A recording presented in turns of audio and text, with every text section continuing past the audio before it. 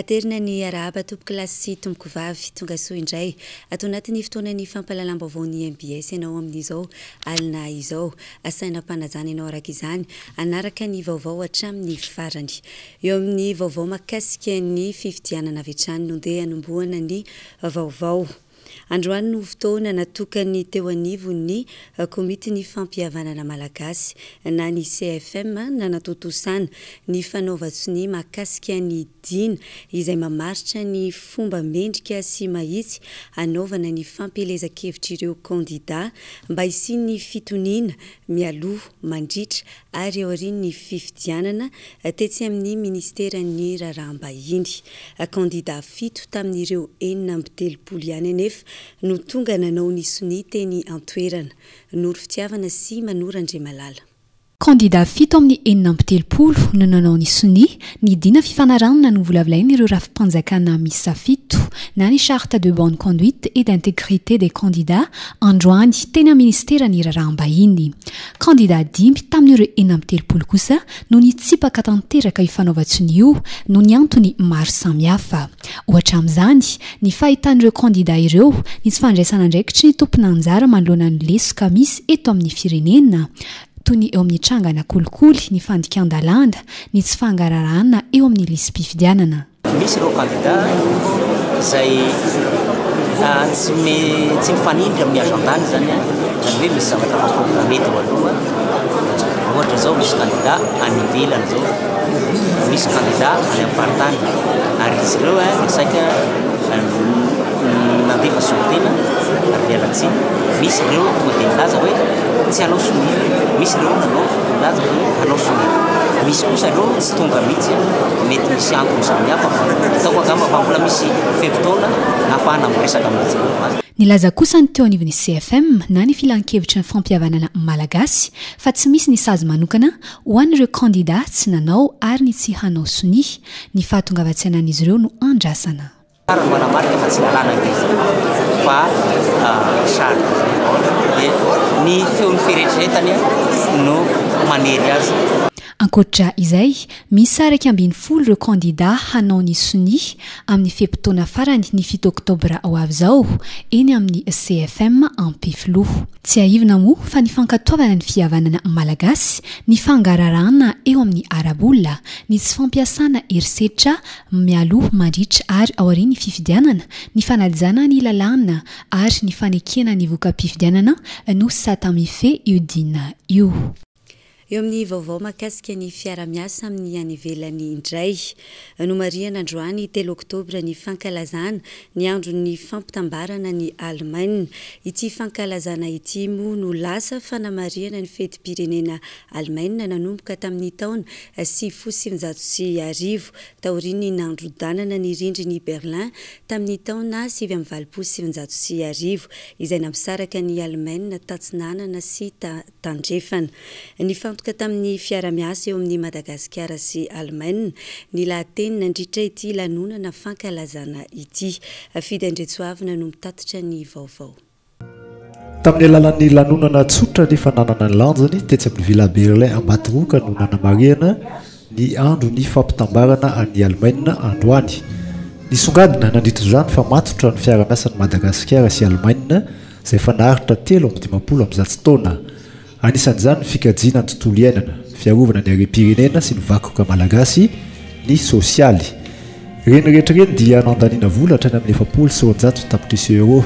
Momba ny fifidianana izay ho tanterahana eto Madagasikara kosa dia mitondra ny anjara brikiny ny vondrana Europeanina izay misy any Allemagne izay nanome vola 3.4 tapitrisa euro.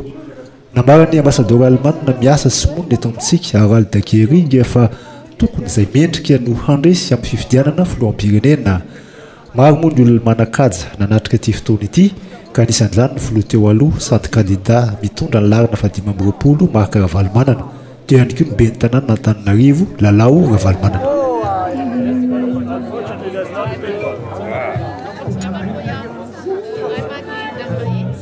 Ho Itoizantsika eo amin'ny vaovaony toekarena kosa indray nosokafana tamin'ny fomba ofisialy tamin'ity androany ity tesy amin'ny Carleton nanosy ny CDBF na ny Conseil de discipline budgétaire et financière filan-kevitra mifampiankina amin'ny primature natao anarahamaso indrindra ny mikasika ny fitatanam-bola mpanjakana ny volana Desembre 2024 kosa no efa nanomboka ny asan'ny CDBF raha izao vao nampafantarina tamin'ny fomba ofisialy. Jessica Miray no mitatitra ny vaovao eo amin'ny sariny Manora Andriamalala. Efa ny 3 Octobra 1990 no efa nisy famoahana didy fanitsina laharana 10,770 mikasika ny fananganana ny CDBF na ny filakevitra natao anaramaso ny mikasika ny fitatanam-bola mpanjakana eto Madagasikara saingy tsy mbola nisy ny fampiarana sy ny fananganana azy hatramin'ny Desambra 2022 lasa teo. Filan-kevitra natao anaramaso ny fitatanam-bola mpanjakana araka izany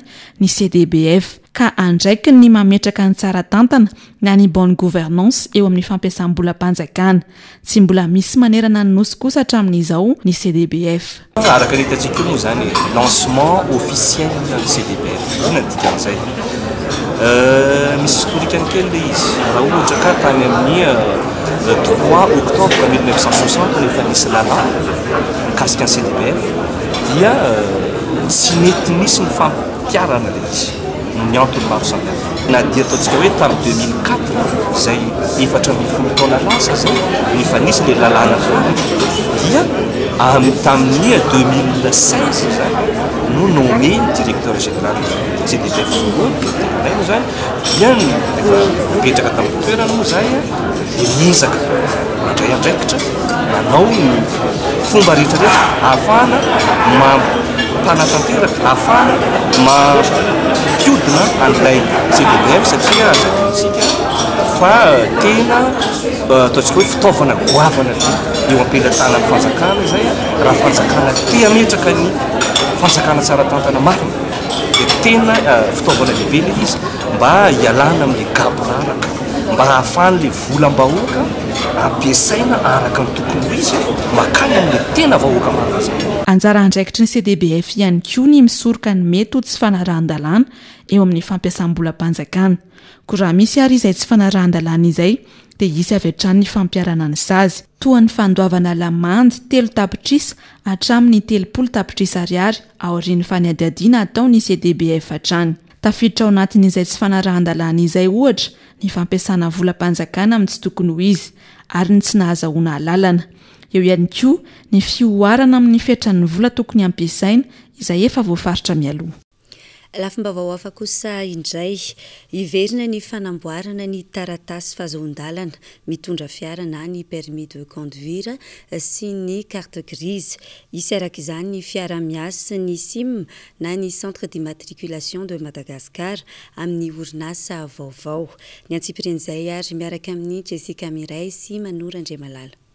Araka ny tatitra voaray avy eny anivon'ny SIM Ambohida dia tsy mbola biometrika ny permis de conduire sy ny carte grise izay navoaka farany teo izay niarahan'izy ireo miasa tamin'ny orinasa STEDIS.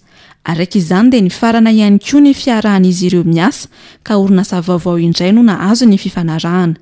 Isy ihany koa araka izany ny fanavaozana indray ny permis de conduire sy ny carte grise ho an'ireo izay efa nahavita teo aloha amin'ny maha hoe tsy biometrika azy saingy tsy misy intsony ny sarany aloha amin'izany. Tapitra ny fifanarahana izay natao tamin'ilay orinasa nisahana ny fanamboarana an'ireo permis de conduire sy carte grise teo aloha ka noho izay fahataperan'ny fifanarahana izay dia efa nisy totra zany natao dia efa fantatra zany amin'izao fotoana izao efa mandeha ny procédure amin'ny fanasoloana n'ilay orinasa dia atsoatsy asa afaka eo amin'ny terina efatrerinandro eo dia ho tonga andray an-tanana an'ilay fanaovana ny carte biométrique permis de conduire sy ny carte grise zany le orinasa Vaovao.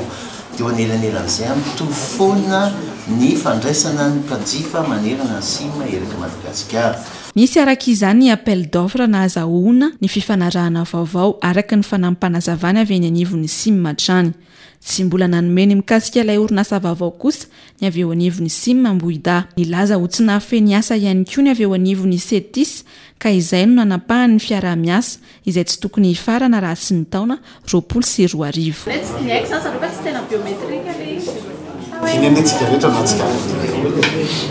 Mampametra-panontaniana araka izany ny mikasika ilay fifanarahanm-piarah-miasa tamin'ny orinasa Setis teo. Inona no mbola nanohizana ny fifanarahana rehefa fantatra fa tsy biometrika na ny permis na ny carte grise. Vola manodidina ny ohatriny indray no lany tamin'izay fifanarahana tamin'ny Setis izay. Nefa izaho tsy misy dikany ny permis sy ny carte grise azo tamin'izany. Iza ihany koa no nahazo tombontsoa tamin'izany. Iza ihany koa no mety ho tompona andraikitra. Fa manatontosa etsika fanadiovana fahobe kosa ny avy eo anivon'ny boriboritany voalohany mandritra ity volana Octobra ity.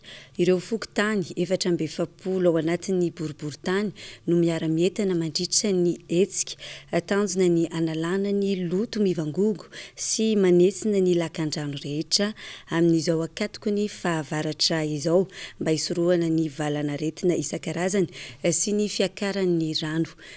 Razafy manotrona no mitatitra ny vaovao.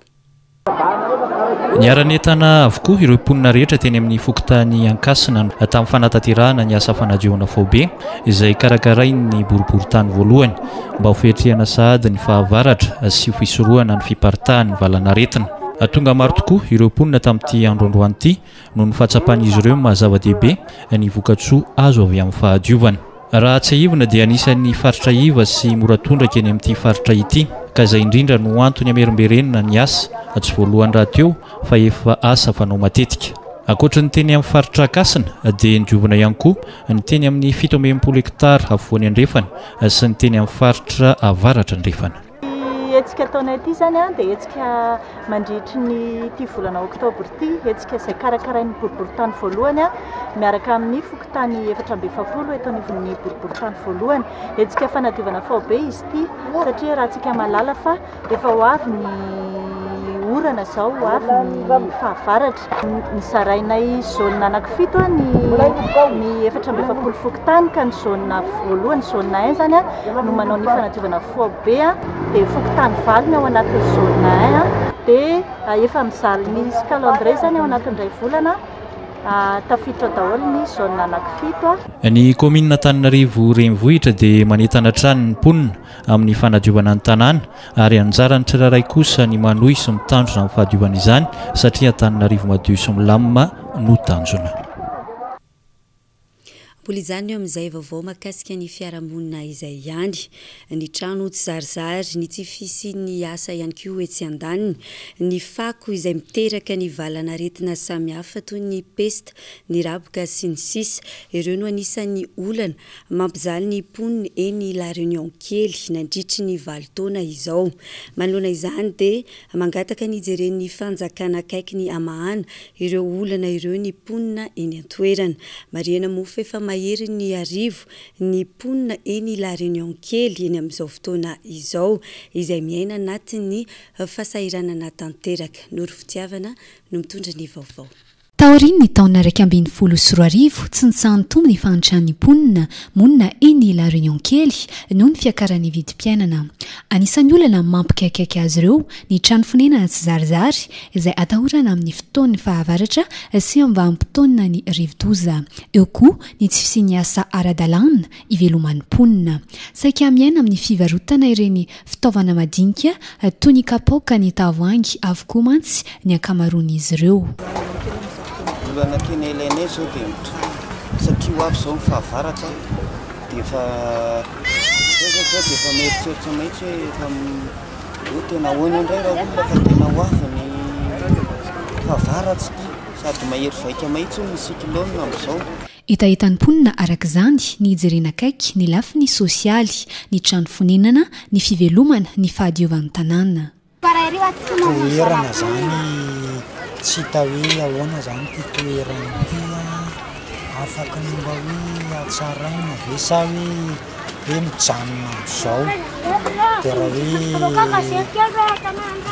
mba mety zany mba tokony mba hoe raha ohatra zany mety ny olana zany dia mba hoe mba tsaraina zany ty toerany ty raha hoe mety le fipetrahan'ny larinykely. Ankoatra izay efa nisy moa ny manam-pahifanana nanao ny fidinana ifotony teny la réunion kely nijery ireo olan'nymponina saingy mbola eo ampiandrasana ny fanampinana sy ny tolo-tanana ireto farany amin'izao fotoana. Zazalahy tsy ampy taona miisa 4 no voasambotry ny polisy avy eo anivon'ny boriboritany fahatelo no resaka fanendana eny amin'ny faritra Beoririka sy ny manodidina iny. Rehefa nalaina ambavany moa ireto farany dia nilaza fa eny amin'ny tetezan'ny Beoririka sy ny tsena n'Andravoahangy iny no tena nanaovan'izy ireo ny asa ratsiny. Ny antsiprian'izay. Zazalahy 13 taona hatramin'ny 17 taona ireto tratra teo ampanaovana ny asa ratsiny ireto ary posy sy fanendahana eny amin'ny faritra Beoririka iny no tena ifotoran'izy efa da. No ny fitarainana maro voarain'ny polisy avy eo anivon'ny boriboritany fahatelo no nahafahana nanao velam-pandrika ireto mpanao asa ratsy ireto. Natao tazan-davitra ary tsikaritra ny fandrebirebena sy ny fanadalana ilay olona hotilian'izy ireo mba ahafahany makamora ireo fitaovana sarobidy na ny vola. Avy hatrany dia noraisy-potsiny ka nanaovana fanadihadiana izy efa da. Teo no nahalalana fa eny amin'ny tsenan'Andravoahangy sy ny manodidina ny tetezan'ny Beoririka iny no toerana fanaovan'izy ireo ny asa ratsiny. Ny vaovao ny fampianarana kosa no ndeha amaranantsika ny vaovao amin'izao hariva izao. Miva amin'ny ampahany olan'ireo mpampianatra eo anivon'ny sempa manosy atao anatin'ny 5 taona nampiarana ny fehi-kevitra navoakan'izy ireo. Mandritry ny fikaonan-doham-pirenena tanterahan'izy ireo manomboka androany no namoana indray ny fehi-kevitra entina hanatsarana ny tontolon'ny fanabeazana sy ny asan'izy ireo mandritry ny 5 taona manaraka. Irin'izy ireo mba ho filoham-pirenena mitsinjo manokana ny fiainan'ny mpampianatra no hitondra ny firenena. Edena Elia. Tao anatin'ny 5 taona lasa izay no namoany sendika ny mpampianatra fehi-kevitra mikasika ny olana sy ny fitakian'izy ireo entina hanatsarana ny tontolon'ny asany. Tsy voavaly ny fanjakana daholo anefa izany fa manodidina ny 100,000 eo ihany no efa mivaly amin'ny ampahany.